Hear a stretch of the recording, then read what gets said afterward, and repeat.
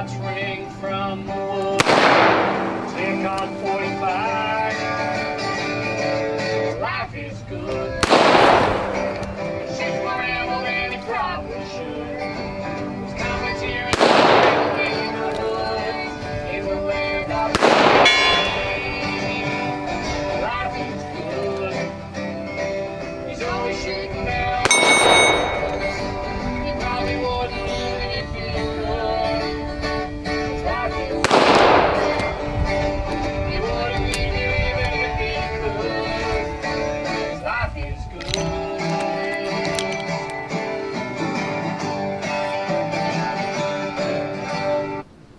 Yes, Hickok 45, your internet shooting companion, coming to you from the beautiful barren hills of Tennessee again. Yes, we're out here with all the brown, dry leaves and the barren trees, shooting a revolver. It's one way to cheer yourself up in the winter, right? Yeah, talked about that a couple weeks ago, about the barren months of January and February. And I remedy that by bringing out one of my favorite firearms. That's what I do quite often. Yeah, there are ways to battle that. So 686-1, 357 Magnum or 38 Special, whatever your preference is, that's what this gun is about. Many of you really like a 686. I have learned that. Many of you are still upset with me for not choosing this as the last 357 Magnum I'd ever sell. Yeah, in that video. Hopefully you've seen that. Again, if you're new, you probably missed a lot of videos, so you have time to go back and catch up, right? Hardly any of them are dated. They're all about different firearms, so look them up. Educate yourself. And yeah, that one is the last 357 Magnum I would ever sell. And again, if you are new, this is a Yakking shooting video. Sunday morning shoot around. Shoot a little and talk a lot, probably. It varies. Sometimes I shoot more than other times on a Sunday. But I brought out the old 686 today, and man, hard to beat. It was a tough choice between this and the Model 65 or Model 13. You're the same thing, in the Smiths, as far as my last one I'd ever sell. And if I did it again, that video, I don't know, I might end up with this. I may have to do a chapter 2 of that one also here one day. I don't know. We'll see, especially if I end up with any more cool 357 Magnums that might vie for that top position. Right now, I think it's this or the Model 13 and Model 65 or this, as my top 357 Magnum, revolvers. Are there any other 357 Magnums? Well, yeah, like the Kunan, there's probably something else. Well, Desert Eagle was out in 357. I remember that years ago. I actually fired one. But, generally we think of revolvers and 357 Magnum. Now there's 357 SIG, that's a different matter, right? So that's what I have today. And you see on the target, that hole I put in, I think I covered up, the target was about to blow away and I moved it down, bending over, so you can't see ballistol. These guys for Talon grips down there in the corner. These guys, Talon grips. So great supporters. I love a revolver. They just feel so good in your hand. And I'm, having to do this a little bit early. And I might, I don't know, I might cut something else into the video, okay? If I do, guess what? I'll tell you. You'll know, all right? But then again, I might not. So I'm a little bit early, but it is Sunday shoot around number 160. We're cranking right along, and that's the way it goes. This is a favorite firearm, though. It's just a great day, and it's not too awfully cold, and boy, just so much fun to get a revolver out, isn't it? Those of you who have discovered the joys of a revolver, I know you enjoy them as much as I do. I'm shooting a couple of warming up with some 38 specials. I haven't fired this thing for a while. And the beauty of the 357 Magnum is, you all know, is that you can fire anything in it, almost light 38 specials, medium 38 specials, 38 special plus P, lead rounds like these I'm putting in right now, just plain old lead round like the old classics, or I started out shooting were some plus P jacketed hollow point 38 specials. Let's lob a couple of these. These are 158 grain.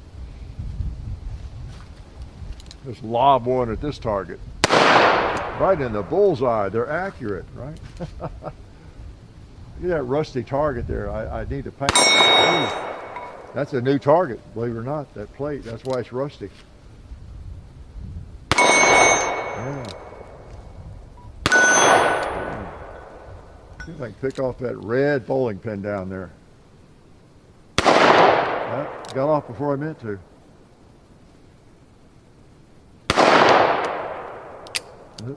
Okay, we'll get him. We'll get him. That first shot, I was almost on it, but it's got a nice trigger. That happens sometimes. Now, when I say that, there's nothing scary. If it gets off early on me, and most people, it's you just weren't exactly where you meant to pull the trigger, right? You were very, very, very close. Right? Okay. Let's try that again.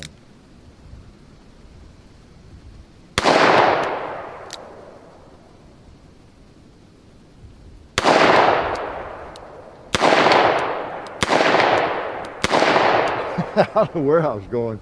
He must have a lot of, I don't know if it's going through him, part of him, or what. Try that pin right there. Yeah. I don't know. All right. Cool. Easy to miss. Easy to miss with a handgun. I told you that. You all believe it, right? You all believe it. Let's get some Magnums out. Wow, look how dirty it's getting already. That's okay. A little barrel stall, clean it up, it'll be like new, just like new. That is a 4-inch, again, for new people, old people, young people, whatever.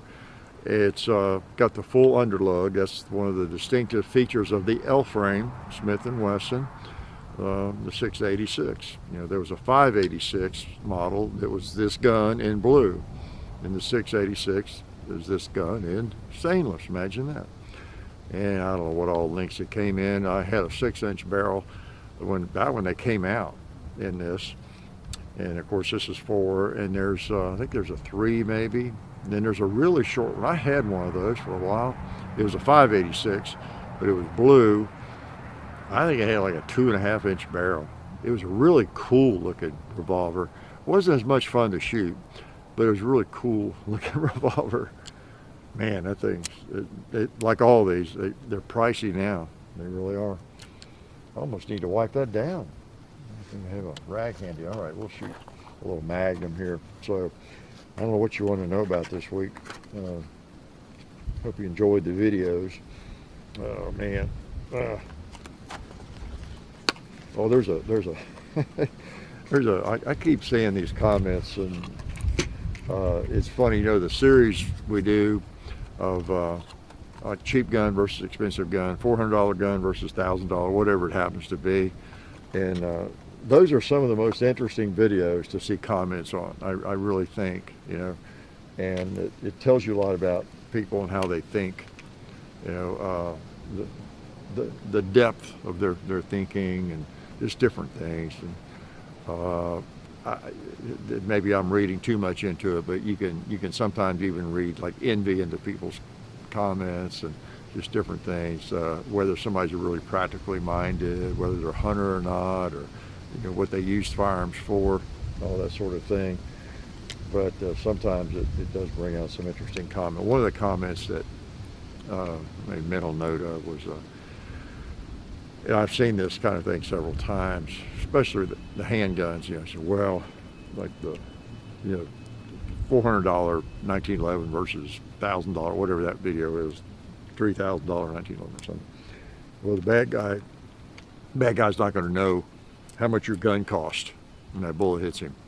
And I mean, it's true. It's true, funny and everything.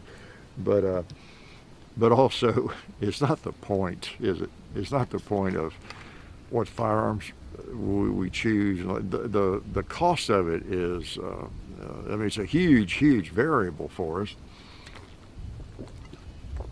But the reason we would not choose, I guess, we would not choose a more expensive gun is because that darn bad guy ain't gonna know the difference.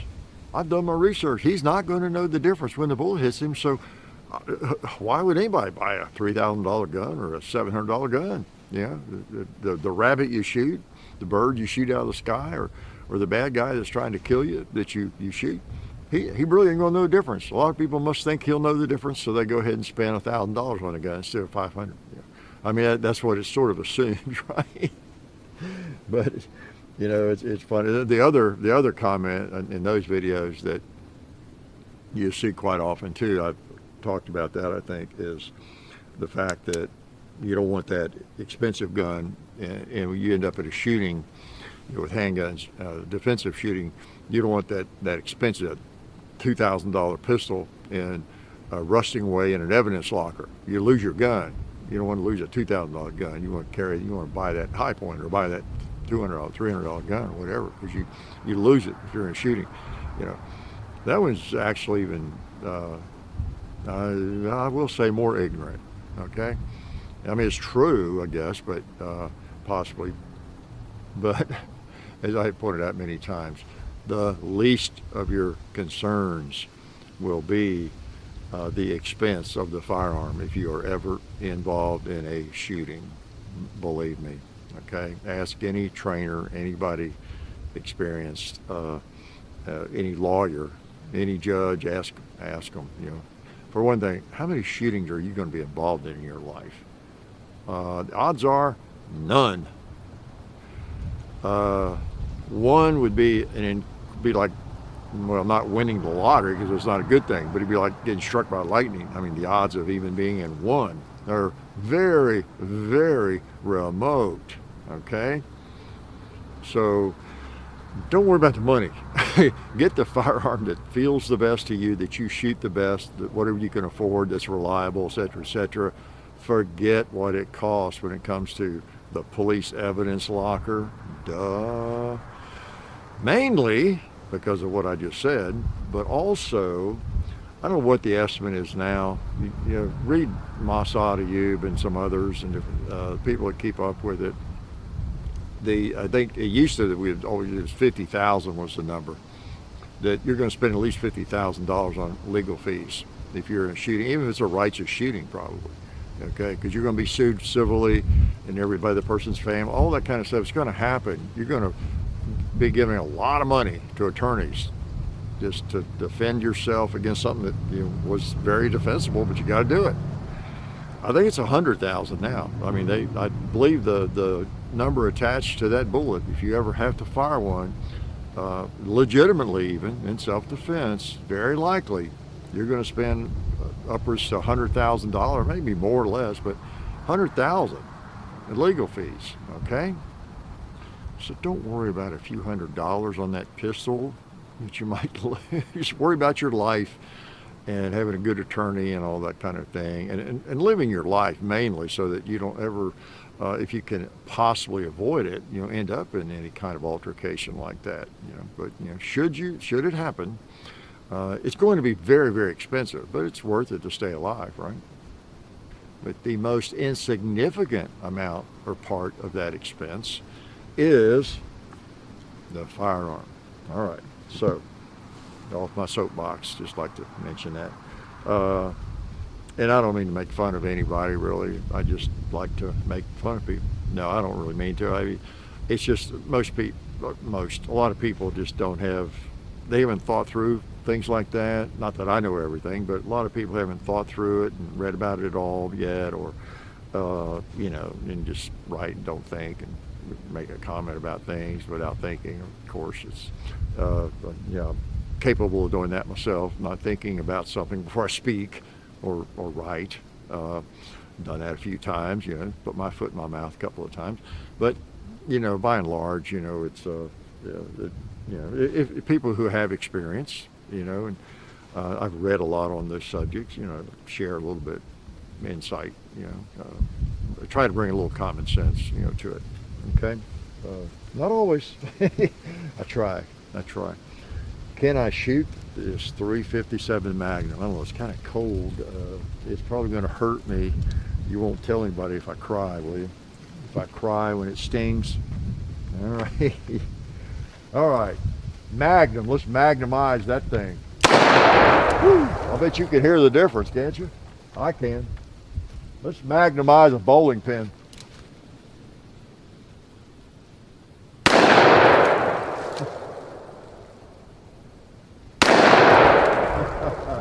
Let's try to magnumize the gong.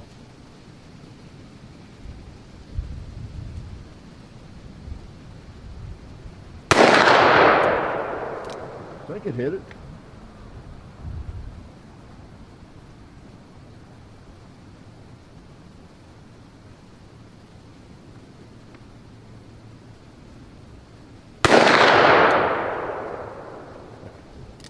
It's in the shadows. I can't see it too well.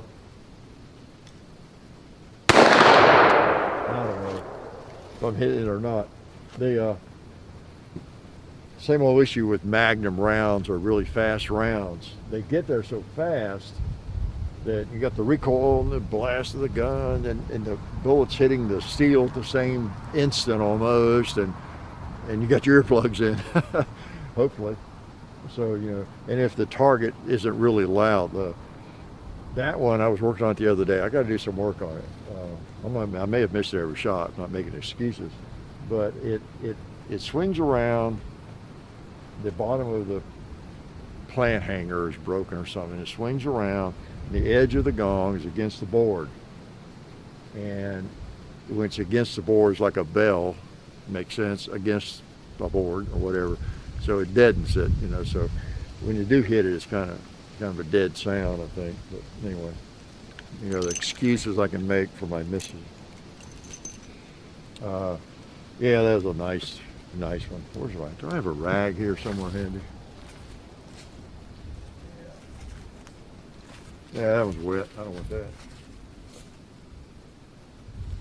Those are all wet. I think I've got one in this bag. I want to put a little, if I have one.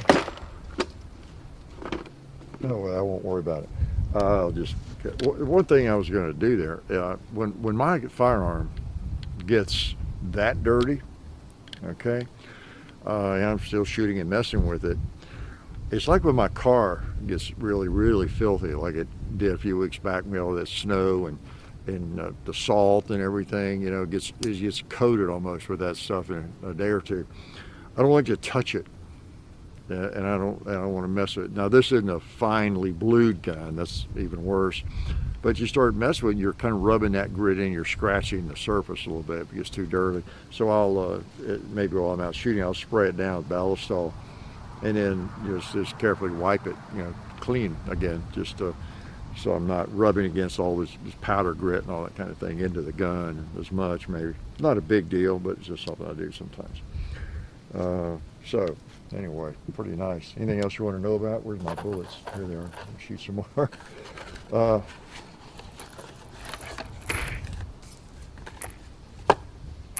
One thing I was going to talk about, the armed-in videos. There still seem to be a lot of people that don't quite get it. Most people do, though.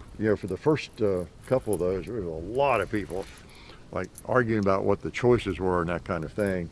But I think I'm pretty careful at the beginning of all those to emphasize that these aren't the best choices necessarily. These are just some possible choices. We may do another armed-in video the exact same year. We did recently 94, most recent I guess. We can do another video, armed in 94, and have three viable choices, right? Instead of the Super 90 M1 Benelli, I don't know, Mossberg 590, whatever. Instead of the rifle, be a Colt AR-15 or something, instead of an SKS. Beginning number of things that would be possible choices someone, I'm sure, made in 94, right? Maybe you. So, y'all are aware of that. And that's what makes that fun, because I have a lot of those guns. I don't have them all, but it's just various combinations. It might be another one we do a similar year, or maybe that is the shotgun they choose, but the rifle and the handgun are a little bit different, that sort of thing. So y'all are aware of that. All right, kinder, gentler bullets, 38 special. Let's try the gong again. Oh, I can see it better now.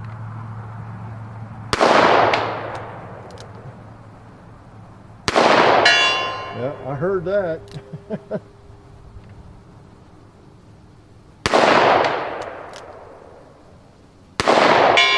Yeah, okay. Yeah, it swung around a little bit. Yeah, that's better. It's hanging freely. Nothing like a good old 6-shooter. I have the Plus model in 3-inch barrel. It's a newer one. It's got the key lock and everything. Nice gun, great shooter. To me, it's not nearly as desirable as this one because it has a frame-mounted firing pin, has the key lock. It's a newer model. What is it? 686-9 or something. I don't know what it is. What they're up to there with that one. But this is an early one, and you got your hammer-mounted firing pin. It's more the classic Smith. I'm a sucker for those. I like them. And this isn't a pin barrel. Doesn't go back that. I don't know that any of the 586 or the 686 revolvers were pinned and recessed. I think they were just after that era when they came out. 586 might have. I don't think so though. That would be a rare bird, I think, if there was one of those that was pinned, barrel pinned, because they quit doing that early 80s, very early, 81 or something. All right, so pretty cool. Nice gun. So I better give some advice to kids because, like I said, I might splice in something on this one, and if I do, you'll know why. You'll know, okay? So I don't want to make it too long in case I splice in a little bit. Yeah, my advice to young people. Do I have any advice? Now we're through the holidays. I think a lot of you probably spent some time with your relatives, your parents, or well, obviously, maybe, hopefully, but your uncles and aunts and grandparents, great-grandparents and everything. And just a reminder, well, isn't it nice? Now you may think they're old fuddy-duddies and don't understand them or whatever, but I mean, they're your blood, and I'm sure most of you, but the vast majority, enjoyed seeing your grandparents and great-grandparents and everything, all your family, whoever it is that you don't get to see that often. Sometimes it's your father, your mother, and who knows, whatever. But appreciate that and take advantage of it because one day, and you don't know when it will be, just like anybody else, but especially your grandparents or great-grandparents, they'll just be gone, and you'll wish you had spent a little more time with them, or you had talked to them about something you didn't talk to them about, and we're all just here for a little while. It seems like a long while, it really does, but it's not. It's just amazing how fast the time goes. And if you're 20, 25, you don't really see that yet. I didn't. And I just thought, man, somebody that was 50 or 60 years old, they like been around since the beginning of time or something, But before you know it, you're 50 or 60 or 70. And it's just very, very quick. It really is. And then people start dropping off. If that hadn't happened in your family, consider yourself lucky so far, because it will. It's not a matter of if, it is a when. It is a when, and we don't always know when that's going to happen, right? And often it's a surprise. Sometimes it's not. I've told you before, I remember all the phone calls. My dad, I didn't get there fast enough. He was gone. And my mother, it was different. She had a brain tumor and spent a lot of time with her the last month, helping her and everything. And but then she was gone. And my brother was quick. I didn't know that. It was even a chance that was going to happen, and bang, he was gone. So you just don't know. And so think about all those people you spent time with over the holidays, and especially the older people. You never know. It could be somebody younger than you, but just know, they won't be there forever, and neither will you. And so just take advantage of the time be nice to people. Be nice to people. We're just here for a short period of time. Be nice to people. Okay, that's my advice. Not that I'm assuming you're mean to people. I'm not assuming that. I might get some more 357 Magnums in this thing so it can be mean to me. How's that? Okay, then I'll let you go on that advice, and all will come clear if I do spice anything in. If not, I'll talk to you next week. All right. Well, I hope to talk to you next week. You never know. All right. Nothing like a 357 Magnum.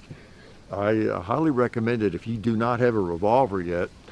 Well, first of all, you should be apologizing to everybody for not owning a revolver yet, right? You really should. But for your first one, 357 is a great choice. It really is. Get my ears in tight. Boom. Let's shoot the SDI badge here. The Silencer Central badge. Boom. Yeah, all these people that help us. Sonoran Desert Institute, SilencerCentral.com, and Bud's Gun Shop. I'm going to stand up high. Yeah, great outfit. And Federal. Let's put a Federal bullet on the Federal logo. Ooh. Now, I already mentioned Ballistol down there. You can't see. And Talon grips. I didn't have enough bullet for Talon grips. Now, some of you wonder why I'm on my tippy toes when I shoot those up there. Many of you know. I just want to make sure I'm going into the ground right there behind it. Always know where the bullet is going to end up. One of the rules of shooting, isn't it? Know where that bullet is going to go. Behind the target, beyond the target. If you miss the target or it goes through the target, know where that thing is going. Well, there was a paper towel right in my pocket. I could have used that. Although sometimes paper towels are a little rough, so I'm hesitant. You know, I don't obsess over firearms. I do take care of them, good care of them, but I don't lose a lot of sleep if I get a little scratch on one. Nah, I'm just like everybody else. Like with a new car or something, that first scratch makes you sick, right? You keep it, in good shape, and then you get a little fender bender, or somebody hits your fender, or you get a bad scratch on it. Oh man, you just hate that. Same with a gun. If it's perfect, you don't want that first mar on it. But then again, it's a firearm you're going to keep. You're going to use it. You don't want to obsess too much about that, particularly if you're going hunting with it. You want to. You're going to get a scratch. There's a point there. If you're out in the woods climbing trees and hunting, that's going to happen, and that's just part of the character, right? That's just part of your history with it, right? And I've got some gouges, a scratch here and there on firearms that I kind of wish I didn't have, but I know mostly where they came from when I did it, kind of thing. So it's part of the history. Yep. I'll flip that so that's better. Okay. So I'm gonna let you all go and get out of here. And I will talk to you later. Can't tell you how much I appreciate your support and coming around on Sundays and every day. Hopefully, lots of still posting either 3 or 4 videos a week. Yeah, 3 or 4 every single week, and then we're going shorts, as you know, and kind of enjoying the shorts. They're kind of fun. So hopefully you're seeing those too. They're on the main channel. Go to the home channel page, and they're right there too. And then, of course, you're probably catching those on just as you're scrolling through shorts on your phone. That's what the main purpose of those, is, of course. But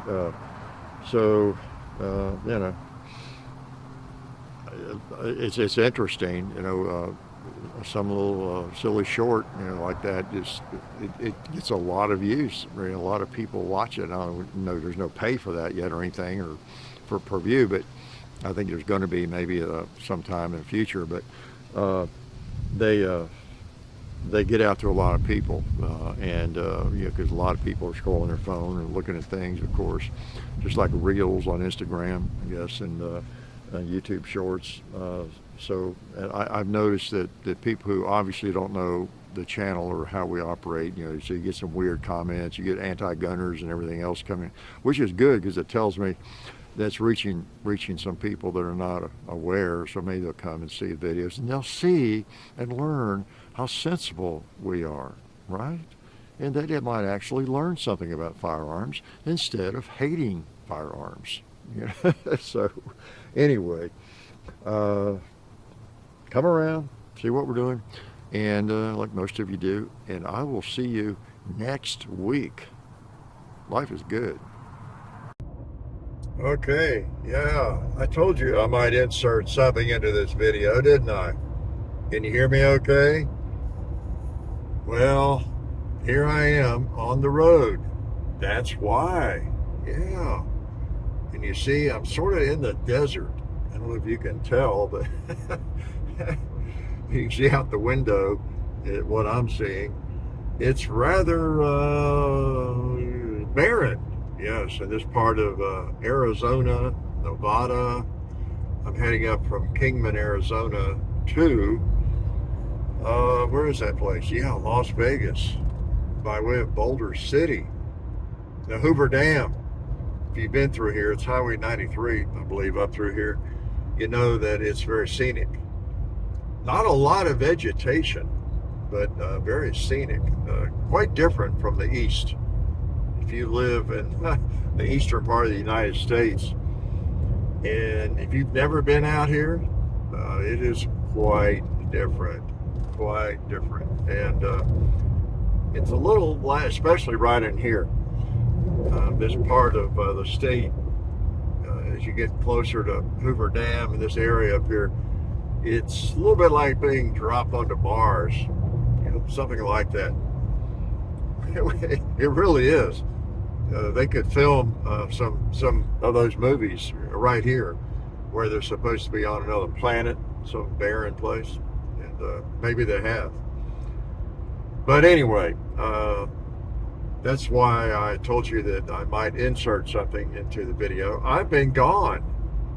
Yes, I had to do that early. I did that a little early this morning's Sunday shoot around, just so I'd have something to post, and plus I wanted to get out and shoot. So and with the thought that I might do something on the road.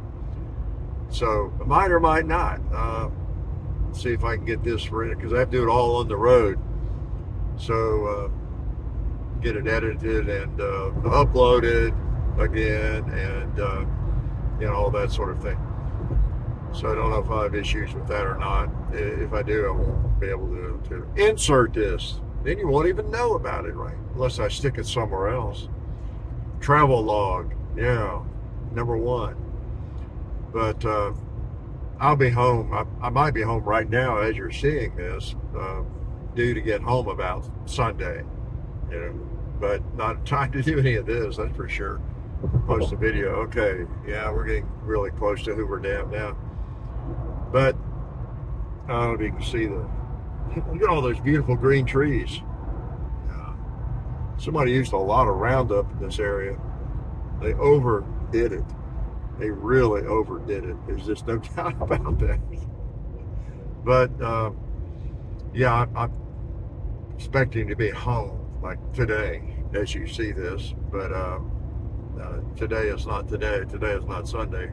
As I'm filming this, of course, I'm heading to SHOT Show in Las Vegas. Haven't been for a while. It really was not even planning to go in 2021 anyway. And then when the big bug hit and things got weird, not that big a deal. And I really wasn't going this year. Don't have to be out here. It's just kind of a perk, or well, when I say perk, I kind of pay for it, but I mean it's just a luxury. What I really mean, go hang out with everybody in the firearms industry, see what's out here, and that sort of thing. Nothing you can't learn online, of course, these days. And a lot of people have quit going.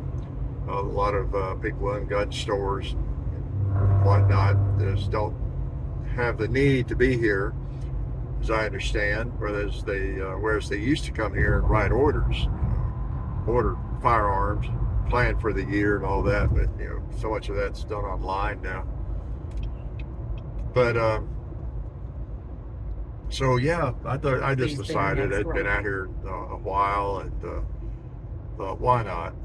Why not? Let's do it. And I was sort of in the mood, just get in the car and come. And I hadn't made reservations. This was a couple of months ago, and it's hard to get them out here where I like to stay where the show is. But I was able to get reservations, checked into that and everything. I said, yeah, I think I'll just go. Well, why not, right? Probably losing me in all the shadows here because I'm trying to drive safely. And heading into Boulder City. Yes. Can you see me? Can you see me now? Not that you need to or want to, maybe. But anyway, I'll do a little travel log after here. 3 miles. And my GPS is going to talk to me a little bit. She's watching from up there in the satellite, and she doesn't always do a good job. I'll tell you what, she gets lost. She doesn't know where the heck a lot of places are. I have to go to my phone and go to Google. It just happens all the time. So, there we go. Is that better? Yeah. So, I'm getting close to Boulder City, and we'll probably stop there, maybe gas up, might eat a bite, don't know. Before I head into Sin City, Las Vegas. Oh boy. Las Vegas is lost on me in a lot of ways. I don't get a big thrill out of gambling. I'm not a big drinker, not a big partier. Oh, there's Lake Mead, beautiful. So, it's interesting though, interesting place. No doubt about that. It's quite novel, quite different. And if you've never been, I still would recommend maybe you come sometime, mainly to get out west, drive out through the west. It's just beautiful out here. It's so different and interesting.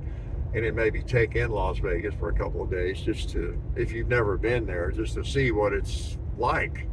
It is rather unique. It's one of those places that's not like any other place, no doubt about that.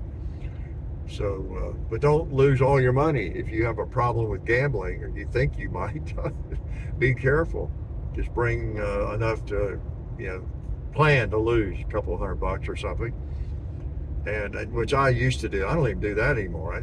I just don't get a thrill out of it. I'm not sure why. I just don't. I'm not afraid to lose a little money. I could easily just, okay, I'm going to lose a couple of hundred. What I would do back like 10, 20 years ago, I would bring a couple $100, man. Okay, this is my entertainment money, and I'll play blackjack or whatever until it's gone. That's my cost of entertainment.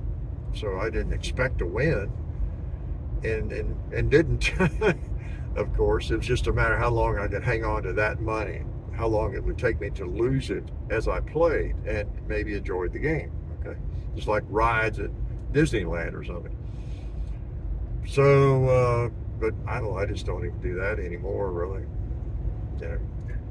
So anyway, I might talk to you again while I'm out here, plug in a little more. I don't know. We'll see. So I'll talk to you later. Probably, I don't know. Depends on where I stick this, right? In the video. So anyway, that's the deal. I've been on the road a while, and I'm probably back today or tonight that you're watching this. Yeah. Yep, I'm here in Sin City, and you can see it. I'm here, been inside the SHOT Show. I'll maybe do a little bit of footage in there. We don't do booth reviews and things like that, but I'll give you maybe a flavor of who's here, and we'll wrap it up after that. How's that? Can you hear me?